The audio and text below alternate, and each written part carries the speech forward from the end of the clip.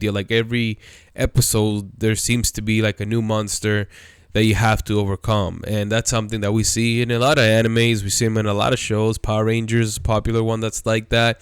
Pokemon is also very episodic.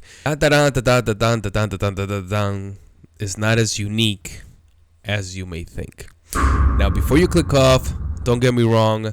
I'm not a hater of the anime. I'm actually following up with it, and I am enjoying the episodes thus far. However, as I was thinking about the anime this week and after the last episode, I realized that the anime does rely heavily on a lot of tropes, things that have already been done before, and I truly think that the saving grace for Dandadan and the reason why a lot of us still like this anime is because of its unpredictable sense of humor. And to be honest, if it wasn't for that, I don't think it would be as successful as it is.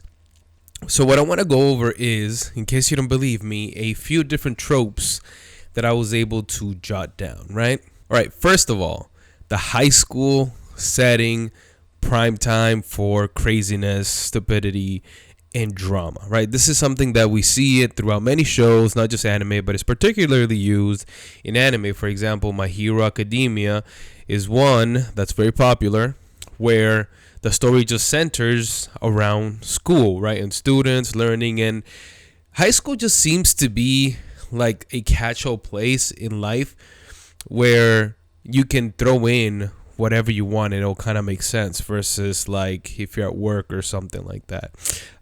Fruit Basket, it's another popular anime that I have never seen, but I know enough about it to know that that's all centered in school and, you know, things unfolding within that realm. Bleach, especially at the beginning, does have a lot of its story plot centered around high school as well, right? So that's one trope that we see in Dandadan. Another one is the contrasting protagonist, right? You have two main characters that are completely opposite to each other. And what they're supposed to do is almost, you know, fill in the gaps in between and help each other grow, right? So in this case, like the male character here, right, he's kind of clueless in a way, can't really plan ahead that much, very scared, where Momo, on the other hand, she is very astute. She can come up with plans right on the spot, maybe, but she still has her own things to grow. So the mixture of the two, I'm assuming, I haven't read the manga, right, but they're going to be helping each other grow. And this is something that we see all throughout anime. It's not a unique formula to Dandadan. Death Note is one, although these guys are enemies, right, between Light and L, right? They're contradicting facets, and in this case it just carries the story forward, right? It's kind of like Vegeta and Goku in a way, right? Vegeta's like a more serious character, Goku's a little bit more lighthearted, and it just adds that balance to the story. It's like, you know, a lot of food, you can't just have saltiness, you add a little bit of sugar in there to like balance that out, right? So that's why a lot of animes use this, because if you have too much of just one thing, like too much seriousness, then it can get stale after a while. Or if you have too much fun, after a while you start craving that seriousness. So having these two characters as part of the plot kind of evens that out, and it helps you be able to not really get tired of one or the other.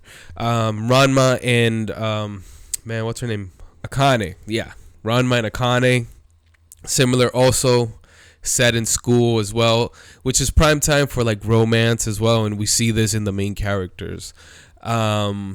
And also, I'm starting to see that it looks like we're going to be having like a monster of the week type deal. Like every episode, there seems to be like a new monster that you have to overcome. And that's something that we see in a lot of animes. We see them in a lot of shows. Power Rangers is a popular one that's like that. Pokemon is also very episodic.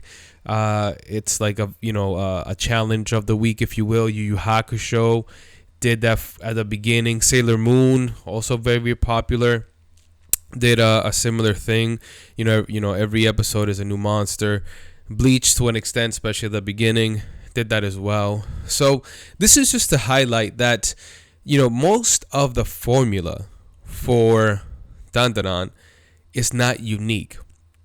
However, I think that what makes this anime specifically stand out is the way that they use this unpredictable humor to just catch you off guard and make you laugh. And they really do come up with like these absurd situations that you normally would not think about. Like FLCL, I think, is an older school anime that was very kind of like random in this way.